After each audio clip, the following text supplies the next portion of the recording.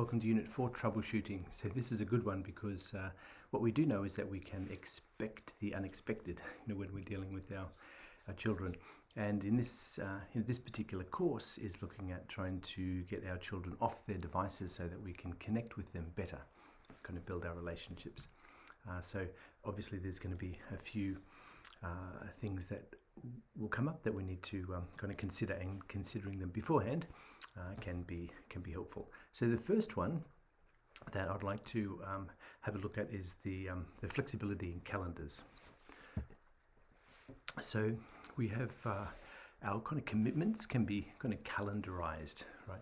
During the day, we all have our schedules. Our children hopefully have school. We may be going to work, or could be working from home. We have different projects on.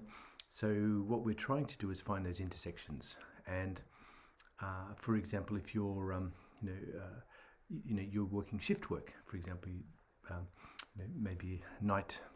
You're away during the night. You're waking up just as your child is getting ready for school, and then your those daily rhythms are a little bit out of sync. So in a situation like that, it will be harder than if you're at work or doing something while your children's at school. So you're out at the same times and coming back at the same times.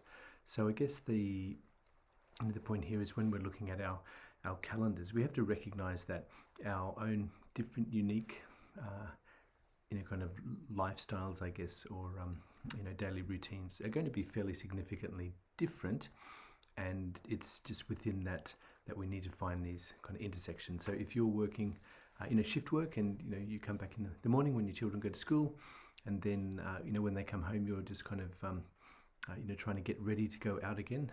It may be even more important to find those days on the weekends when there's not so much happening, or the overlaps are more significant, I guess. So some people will have a really easy time with this, some people will have a hard time. But I guess the idea of flexibility comes in that we need our children to be flexible with us, but we also need to be a little bit flexible ourselves. And the degrees of flexibility are going to be dependent on that unique context of the family. So I think this is a really good conversation to have with your children with the calendar, saying, I really, want to create these times where we can do, something together, and I'm prepared to do this. My calendar, I'm prepared to be this flexible, and I also want you to be at least a little bit flexible with me as well. So I think we want to focus on that idea about we have commitments. We have to work to social commitments, sporting commitments perhaps, but within those commitments we also have degrees of flexibility, and it's both the parent and the child who may need to be a little bit flexible, depending on how hard your calendars or how hard the composite of your calendars is going to be. Right. So in a related I guess issue is when you're finding that there's just no time. When we all know there is time, it's just that it's prioritized in different areas. So we both, we all have a certain amount of time, even though we experience time differently. If we're having fun, sometimes time goes fast. Other times goes slow. So that experience of time may be different, but the net amount of time that we have is fixed, and we do with it what we choose to do with it, even though sometimes those choices are harder than others. So to say that there's no time is never really accurate. It just means the time we have is prioritized in a way that means I can't do this. So the key is, you can't create more time, but what we can do is reprioritize. And this idea of, with this image here with this student potentially, facing some expectations of busyness, I guess, and being perhaps led by an idea of success that may be causing undue pressure. I think, as a principal, I guess this is a regular part of school life. Trying to help students to kind of challenge themselves, but not to put themselves in situations where their mental health suffers, basically, or whether they're just too busy to really live. And I think this is exactly the same with parents. We're all experiencing this. It's good to challenge ourselves, and it's good to be involved in a range of activities and lead a full life like this. But at what point does this become unhealthy? So I guess within these busy lives, we'll have we have to look at our calendars, that composite of those calendars that we kind of lay on top of each other, to see where those intersections happen. And I think it's really helpful to look for opportunities that require the least amount of change. And you can do some color coding. I would say there may be times where there needs to be no change at all to your schedules, right? So opportunities to cross paths without change. And there will be a few of those. Or potentially, if there's none of those, then you need to create some. And that brings us to potential opportunities that only require minor changes. And you might like to color code those times in a different area. And then there's other opportunities which would require major or significant changes in your life. And as I've said in previous lessons, what you're really looking for is to change the way that you're interacting, so that you don't want to introduce a whole bunch of extraneous changes like major schedule changes. Just something that kind of fits in naturally is better. So if it's these times where you don't really have to change your schedules, it's maybe just instead of eating your breakfast in separate places, just eat in the same place. It could be as simple as that. Whereas other ones may mean, for example, if you're working and there's an afternoon where your child's at home, but you tend to work late in that afternoon, then kind of rearranging your schedule of meetings and freeing that up so you make sure you're home on that day, which happens to be the only day that your child's at home in the afternoon. If otherwise they're doing sports and things like that. So I guess those kind of maybe thinking about it in terms of layers of change, like there's either no change, maybe a little bit of change, and then kind of significant change. And you're looking to identify opportunities which are in that kind of without change area. And if you really are finding it nearly impossible, just going back to your schedule and your child's schedule and saying, what? Now, is this too busy, right? If we're too busy to actually meet and interact, then that's not healthy for us, right? And if our relationships with our children are a priority, then we need to be prepared to kind of carve out that time. Okay, and on the subject of time, this is, and I feel like I need to do a whole kind of separate course when I mention the word homework, because this just comes up so much. And just to give you like a quick, I guess, overview, I've done many kind of surveys, or of student populations with parents and teachers and students, right? And about how much homework do you actually do in terms of time?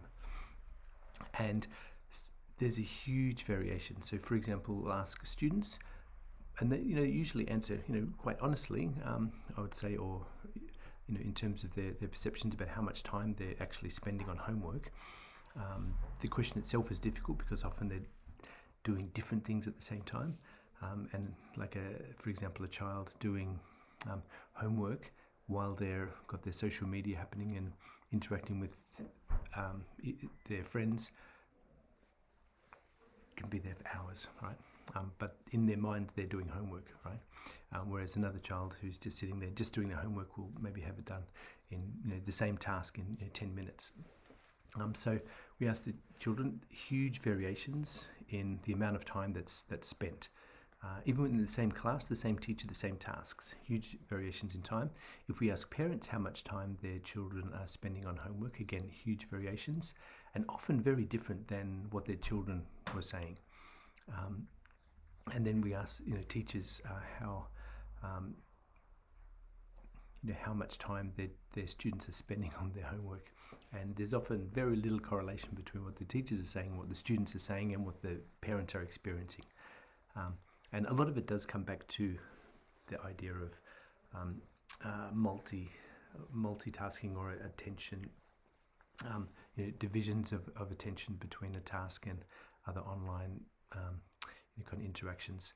So competing with homework, if you want to carve out some time with your child may be saying, and I would say this is probably fairly common, that I've just got too much homework, I'm snowed under. So my advice would be really having a look at the tasks they're actually doing. Talk to the teachers, find out what they are. If they are experiencing too much homework, and I have I've had a lot of experiences with teachers who actually give students excessive homework, which in part is due to a lot of expectations from the school community about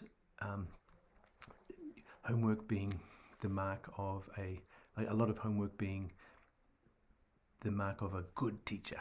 There's a good teacher, keeps my child working hard, has high expectations, etc. So there's kind of like an implicit, understanding that a lot of homework means a good teacher, even though that's not actually that's not true. It's just a really kind of problematic belief, I guess, really deeply held belief actually across a lot of schools in a few different countries that I've worked in. So in short, your child may be talking with you about or using the idea that they have too much homework and not enough time to interact with you. So I would do some investigating, but with the understanding that you probably won't get to the bottom of it, because nobody knows how much homework a specific child has. And if there's in a secondary school, a middle school or high school, they'll be getting homework from different teachers, and oftentimes, despite the school's best efforts, the teachers really don't know what other teachers are giving them. And like I said, there is this kind of push for teachers to give more homework than I think is necessary and even healthy. So having that conversation with teachers, making sure that your child's in an environment when they are doing the homework that they can kind of focus just on homework, and so a 10-minute task doesn't become an hour and a half because they're having a chat with their friends online, and sometimes tangentially about the task actually, but it's you're looking at the time a child has their attention on their homework, because just like with the device, you're wanting to share some attention with your child for moments, and you may need to carve into some of the homework time, particularly if the homework time is not so productive. Like I said, you probably need to do a whole new course on approaches for this, which I think I may do in the future. But anyway, so you could be competing with homework, but just to understand that the child's perception of how much homework they are actually having may be a little bit different to the teachers and possibly yours. So just have that conversation, just try to find out what's going on, how much do they actually have, what's the environment, and within that context, trying to carve out the time for your interactions. So homework is definitely a tricky one. The other thing that could be problematic when you're trying to make these intersections is the late night gamer. All right, this may or may not be kind of affect you, but it's actually a really problematic one that comes up again and again, and definitely kind of if I was to when parents mention this to me, I can it's in some ways kind of quite a out of our sphere of control in schools, right? Like obviously it's at home, but parents for various reasons have difficulties controlling the time, particularly at night, and students will kind of smuggle devices, and they tap into their neighbors' Wi-Fi, all just it's really hard, and they're because they're playing with their friends, that social draw is really hard, but it affects all areas of their life. We at school we can you can guess the late night gamers, even though we don't have kind of evidence but it's the students. They're late to school or they don't come. They when they get here, they're kind of just not really functioning. So you can tell when students haven't been sleeping, right? So and we talk to them about these habits, the routines. With parents about trying to moderate this time, trying to control internet access if necessary. Really difficult. So but anyway, I'm just throwing this out there because the late night gamer or this late night gaming or other online interactions, but the draw of the gaming tends to be fairly extreme actually when that happens, and particularly in the middle school years. High school not so bad, but generally like about around maybe grade 7ish, we tend to experience this, and more with boys than girls for some reason. So if this is you, you need to kind of consider this within your calendar, because if your child is gaming late at night or missing a whole lot of sleep for whatever reason, then whatever interactions you're having with them are probably not going to be so productive. They'll be cranky. They'll be just not their attention will not be focused enough to have any sort of decent interactions. So, but really significant problem at school. Academic work, of course, is the real downslide in their kind of academic work and homework. It just affects everything actually, and is a really tricky problem. So I'm just pointing that if you because usually it's everyone else in the house is asleep, right, while this is going on. So difficult to manage, and really difficult potential problem you could have. I don't have any real answers for you at this stage for this. Besides, you just there's conversations with them, trying to kind of limit the times taking the devices. I have parents who literally gather all the devices in the house in a basket and keep it in their room, and take the modem, unplug it. But as we know, if these problematic behaviours sometimes are not so simple to fix, right?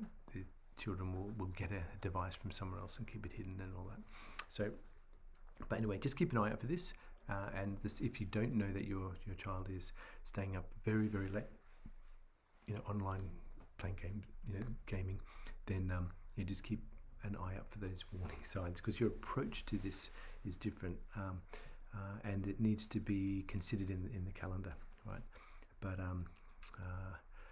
so I'm just raising this as a potential, a potential road bump, and a really significant one and a difficult one to deal with. The late night gaming. Now that kind of blends into what we would refer to as addictive behaviours, right? And there's different definitions of addictions. I think I have a lot of parents talk to me about being concerned that their children are addicted to the internet. Is often what it's how it's phrased. I would I guess express a little bit of caution about making these sort of diagnoses too quickly or soon, but definitely kind of seeking some sort of professional advice from school counsellors, etc., is a good place to start. But oftentimes our experience with this, like with the gaming, the students just love, the students who are into gaming, for example, just love it. They love the interactions, they love it. And if it's middle school age, we know that middle school age children, with the way their brains are developing, are not great decision makers in terms of considering longer term consequences, even short term consequences actually. So if it's if your child is middle school age, what we kind of may consider to be addictive behaviours, sometimes just series of poor choices. If they're up late at night doing something that they're really, in that moment really enjoying, then tomorrow morning and being too tired to go to school is a long way away when you're in middle school, right? So those choices could be just a series of poor choices. But definitely, if the draw to do whatever it is, the online behaviours are really impacting lots of other areas of their lives, then kind of considering the possibility of a degree of addictive behaviours is can be a useful place to start the conversation. But I would just caution you that I wouldn't go, I wouldn't make these diagnoses too quickly. But you just talk to the people at school, the teachers, the counsellors, children, and what we're trying to do here is get the children off the device so we can interact with them, and hopefully they'll see some kind of value in those interactions. And it's going to be a long process. But as this is a bump in the road, I expect it to be a slightly larger bump during those middle school years when children really are, not at their the best time in their lives for making good decisions, right? And we probably need to be a bit patient with them, right? But definitely we see the emergence of addictive behaviours with online interactions, quite frequently, and it's a real struggle, and getting worse, of course, with the increasing access to devices, and the demand on attention is quite intense. So this one is just one for us as parents. We're getting busy, and just going back to prioritizing. And I guess we could say the same thing with our children at school. And if they are getting too busy, helping them to prioritize and maybe adjusting some of our expectations and the messages that we send to them. But for us, we work, we earn a living. We're driven by lots of different motivations, and when it is getting too busy, the family can be kind of pushed to the periphery a little bit. So I guess my final advice on this one is just thinking long term and what's really important.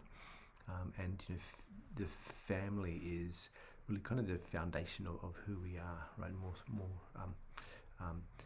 And those those times we have with our children are so crucially important, not just for us but for them, right? We want to make a better connection, but it's about giving that message to our children that they have enough value for us to give them that time. If they're getting pushed out, time-wise, because of our work commitments, the message that we're giving them in that sort of earlier in the course we talked about discourse and the messages that people get from their interactions. And what we really want to do is to make sure that our children, feel that they have enough value to warrant us making this time for them, even when it is difficult. So if work's getting too busy, which it invariably does, just think about the priorities. You may need to make some hard choices, but make sure you have enough time to make sure you have enough time for your paths to cross with your children. Get them off the devices and just keep those interactions happening. All right, so thank you. There's just a few. This particular lesson sounds a little bit like gloom and doom, but I guess we can expect, it's reasonable to expect that things won't go exactly according to plan, and that's fine. So it's the it's the predictably unpredictable relationships with our children that we're trying to steer in certain directions here. So best of luck with all of those bumps in the road.